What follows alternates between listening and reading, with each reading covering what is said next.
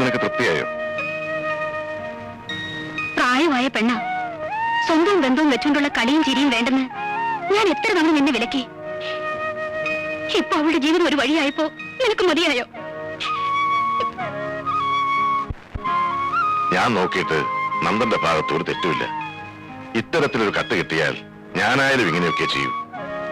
ഇനി അതിലെഴുതിയിരിക്കുന്നത് സത്യമല്ല നാട് കെട്ടു. നന്ദേട്ടൻ എന്നെ കുറിച്ച് എന്ത് വേണമെങ്കിലും കരുതിക്കോട്ടെ. പക്ഷേ അമ്മായിയും അമ്മാവനും എന്നെ അവിശ്വസിക്കരുത്. ആതിരയെ ഞാൻ എന്റെ മുറപ്പെണ്ണായിട്ടല്ല കണ്ടത്. ജീവിച്ചിരുന്നെങ്കിൽ ആതിരയുടെ പ്രായമുണ്ടാവുമായിരുന്ന എന്റെ ദീപമുള്ള സ്ഥാനമാണ് ഞാൻ അവൾക്ക് കൊടുത്തത്.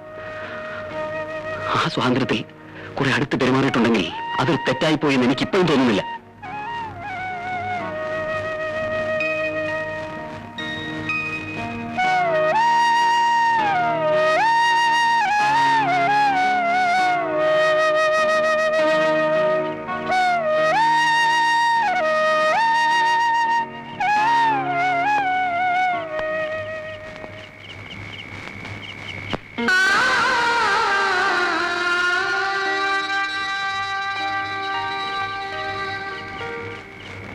കൂട്ടുകാരുടെ മുമ്പിൽ ഷൈൻ ചെയ്യാൻ വേണ്ടി നമ്മൾ പല കുസൃത്തരങ്ങളും കാണിക്കും. കുഞ്ഞുനാളിലെ നീ അതിന് മിടുക്കിയായിരുന്നു. പച്ചില ഊതി കളിക്കുമ്പോൾ മറ്റുള്ളവരുടെ കണ്ണിൽ മണ്ണ് ഊതി പറപ്പിക്കാനായിരുന്നു നിനക്ക് താല്പര്യം.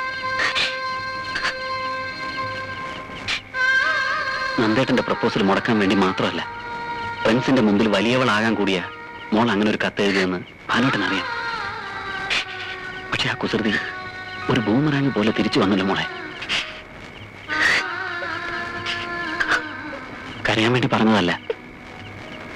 എന്നെ ആരെത്ര വേണമെങ്കിലും അവമാനപ്പെടുത്തിക്കോട്ടെ, നാട്ടുകാർ പറയുന്ന ഒന്നും തിരുത്താൻ ഭാനുട്ട് മെനക്കെടാറില്ലെന്നറിയാലോ. മോളുടെ കാര്യം അതല്ല. നന്ദേട്ടന്റെ തെറ്റിദ്ധാരണ മാറ്റാൻ എന്നാലാവുന്നതൊക്കെ ഞാൻ ചെയ്യും.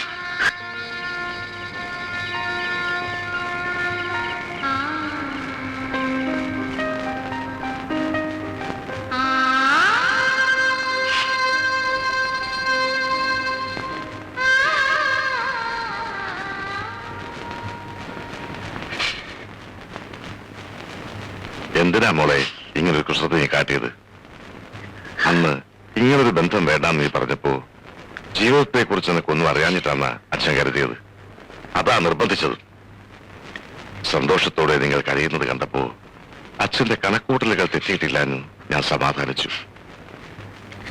ഇനിയിപ്പോ എന്തു പറഞ്ഞ അച്ഛൻ നന്ദനെ ബോധ്യപ്പെടുത്തേണ്ടത്? നന്ദേട്ടനെ പിരിഞ്ഞിരിക്കാൻ എനിക്കാവില്ല അച്ഛാ. എനിക്ക് കാണണം. ഞാൻ പറഞ്ഞ നന്ദേട്ടനെല്ലാം മനസ്സിലാവും. വേണ്ട മോളെ, അവന്റെ മനസ്സിപ്പോ അസ്വസ്ഥമാണ്.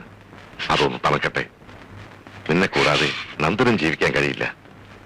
അച്ഛൻ പോകാം. കാല് പിടിച്ചെങ്കിലും അവന്റെ മനസ്സ് മാറ്റാൻ.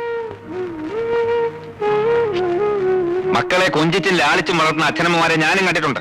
കൊഞ്ചല് കൂടിയാ പിള്ളേരെ വഷളാവും. അതാ ഇവിടെ സംഭവിച്ചത്. കല്യാണത്തിന് മുമ്പ് ഒരു ചെറുപ്പക്കാരനുമായി അഴിഞ്ഞാടി നടന്നിട്ട് സ്വന്തം ശരീരം പോലും അവന് സമർപ്പിച്ചിട്ട്. നന്ദ, ഞാനവളുടെ അച്ഛനാണ്. ഇങ്ങനൊരു ആലോചന വന്നപ്പോ എതിർത്തവർ പലരുണ്ടായിരുന്നു. എന്നിട്ടും ഞാനത് സമ്മതിച്ചത് കുട്ടിത്വം വിട്ടുമാറാത്ത എന്റെ കുഞ്ഞു ചെയ്യുന്ന തെറ്റും ശരിയും മനസ്സിലാക്കാനുള്ള പക്വത നന്ദനുണ്ടല്ലോ എന്ന് കരുതിയിട്ടാണ്. ഞാൻ അവളെ സ്നേഹിച്ചിട്ടേ ഉള്ളൂ. ക്ഷമിക്കാവുന്നതിന്റെ പരമാവധി ക്ഷമിച്ചിട്ടാ ഒരു ജീവിതം തുടങ്ങിയതും അത് ഇവിടെ വരെ കൊണ്ട് എത്തിച്ചതും. പൊരുത്തപ്പെട്ട് പോവില്ല എന്ന് പൂർണ്ണമായി ബോധ്യം വന്നിട്ടാ ഞാൻ ഇങ്ങനൊരു തീരുമാനം എടുത്തത്. അതിന് ഇനി മാറ്റമില്ല. നന്ദ, ഇനി ഇതേ ചൊല്ലി ഇങ്ങോട്ട് വരണമെന്നില്ല ആരും.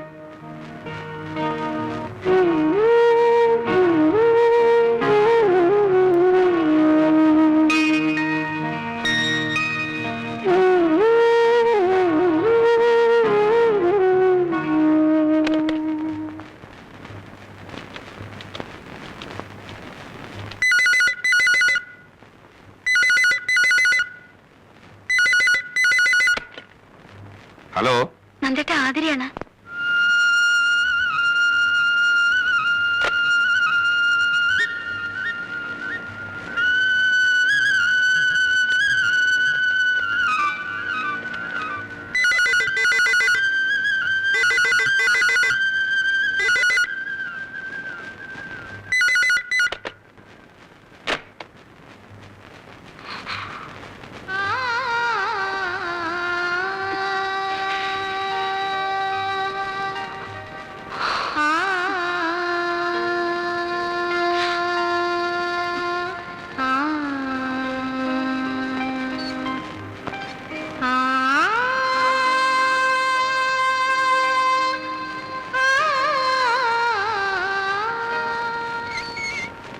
എന്താമേ?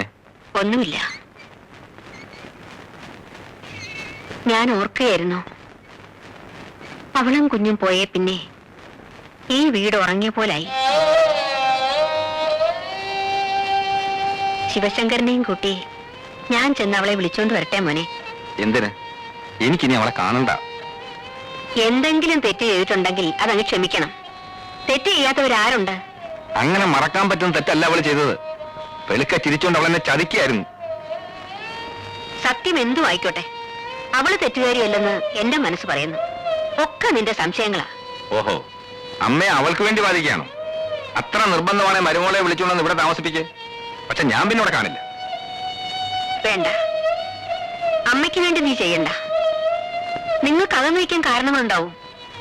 പക്ഷേ പാവാ കുഞ്ഞ്, അവൻ എന്ത് പഴിച്ചു?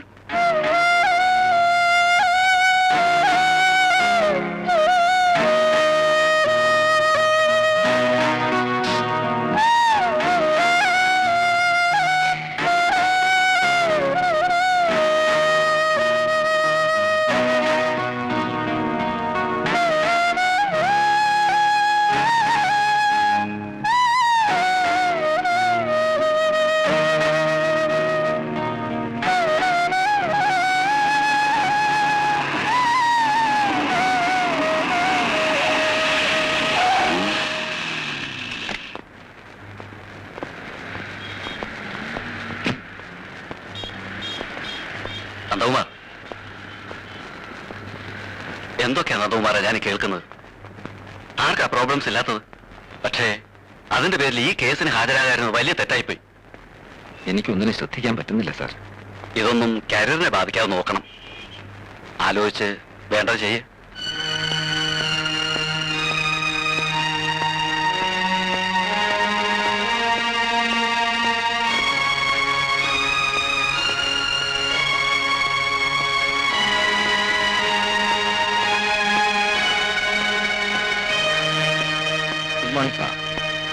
സാറേ, ഇവിടെ ആകെ പാട്ടായി. ശത്രുക്കൾ ആരോ ശരിക്ക് പ്രചരണം കൊടുക്കുന്നുണ്ട്. പബ്ലിക് പ്രോസിക്യൂട്ടർ സ്ഥാനത്ത് നിന്നും സാറിനെ മാറ്റാൻ നീക്കം നടക്കുന്നതായി ശ്രുതി പറഞ്ഞിട്ടുണ്ട്. ഞാനും കേട്ടു.